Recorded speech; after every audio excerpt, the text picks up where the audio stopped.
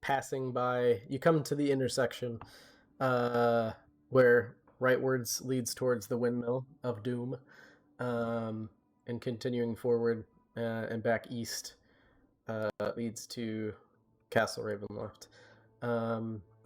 The road forward bends around the hilltop that you recall burying Umero at. I can't believe it has. I can't believe all the things we've seen without the boy. It's been a minute. I'm gonna make wine in the ewer and pour one out for the homies. So you guys have climbed the hilltop. Does Yes, an herbalism we've climbed the kit hilltop. have a Okay. trowel in it? I think it would. We could say yeah. Oh no, it. Okay. Definitely. I'm would. just. I'm gonna start. I'm gonna start digging. I'm gonna start digging them up. Okay. So as you guys stand, And I'm gonna look around. Slowly but surely, Skumerion, you are digging in the place where you know your friend to be buried. Now, I'm no shame guy, but why are you exhuming the dead body of your friend? Take Don't him stop. with us on this path of glory. You're gonna carry his limp corpse to Strahd's castle? No man left behind. I'm like crying, I think. Okay. As tears. I'll respectfully take a couple steps back. Okay.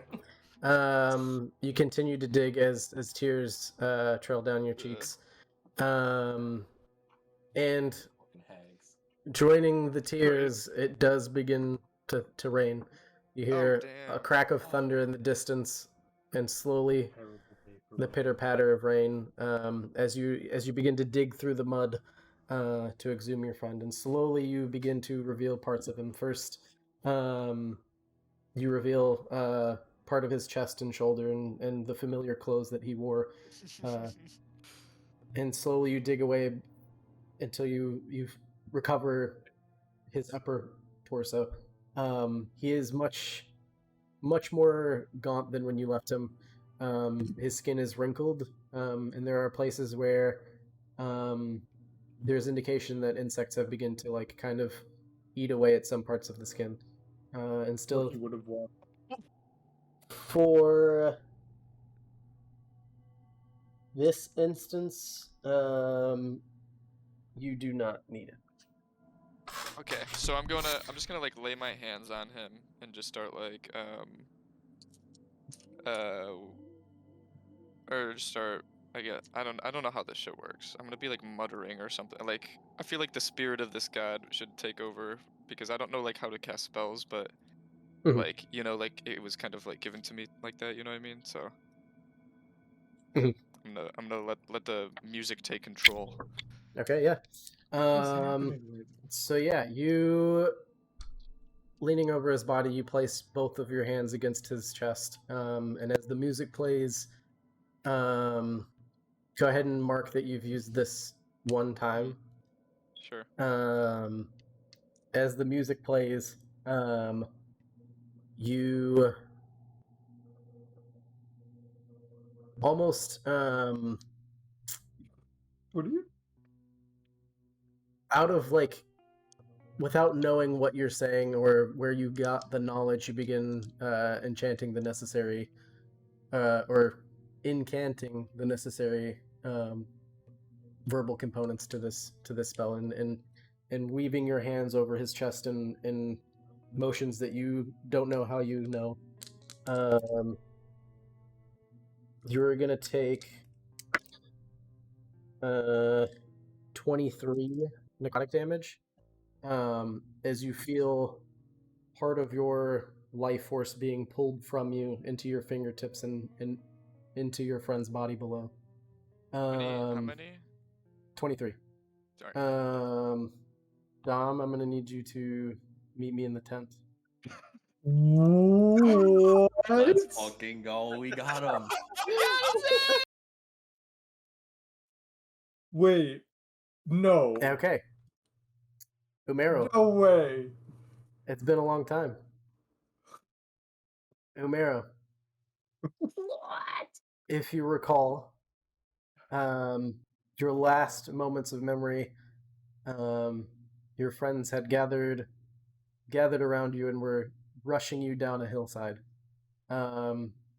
With almost an instant sharp pain, your consciousness faded into blackness. Yeah. Since then, you have had no physical indication of a corporeal body, but your consciousness has remained. You have felt your existence almost drifting in a black void and would have no way of knowing that you are even still an entity that existed without having the sense that there were some other entities passing by you, moving in different directions aimlessly. The only feeling that you could have is a sense of lost, wandering with a goal, but without knowing what that goal is. In this black, empty space with no sight, no breathing, no hearing, it has felt like you've been in this space for almost an eternity. It may have been moments, you're not sure. The only periodic thing to kind of break up time, or for you to experience time, is occasionally in this black emptiness, small lights appear in your consciousness, of an opening into some other existence.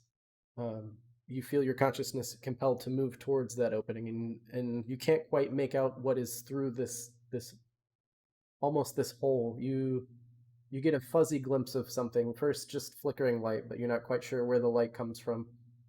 And as you get closer, you start to make out structures. This is some kind of room. There's a space, a dwelling of some kind. And as you come closer, you feel other entities, these other consciousnesses that live with you, all rushing to that opening. And the closer you get, the more you feel compelled to be pulled in that direction, drawn to it, before you find that another consciousness has made it there first, and that closes. Periodically, you find other openings and other spaces. Some you get closer and get a little bit more distinct. Some you don't get close enough, and it stays fuzzy, and you only make out small details of light, maybe grass in some instances, some spaces that you can't quite make out. But the ones that you do get close enough to, you find that there is one similarity. When you get close enough, you find that there is a female figure, that she is in pain, and it's because she's pregnant. And then there is one opening that comes to you, finally, that you feel compelled to be drawn towards, but as you get closer, you don't feel any other consciousnesses being pulled towards it. It's just you being compelled. As you get closer, you find almost surreally, as you get closer, the most distinct image that you've ever seen before. It is one that is of you, or what was once you.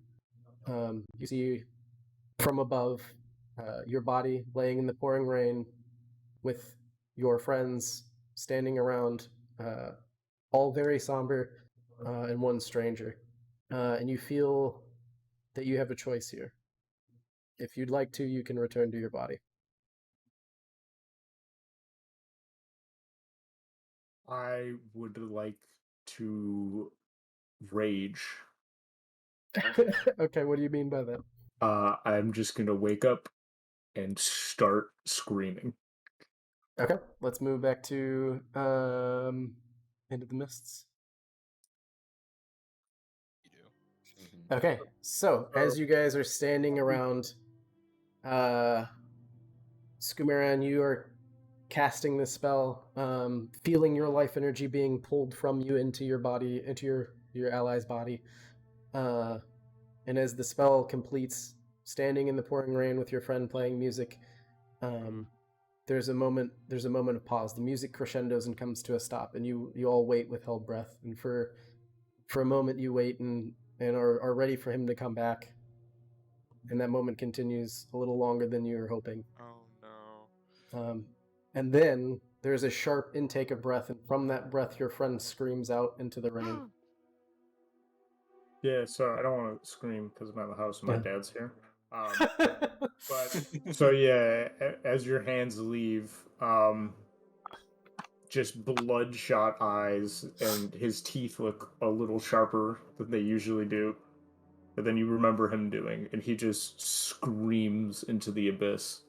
Yeah, and as the screaming and the spell leaves your body, you do notice that parts of the little bits that were eaten away start to heal over slightly, and he begins to feel a little fuller. He's still more gaunt than you remember him. He's still weak, but he's not a corpse any longer. Dom,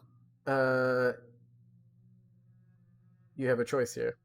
Would you like to narrate this conversation with yourself? You have a choice.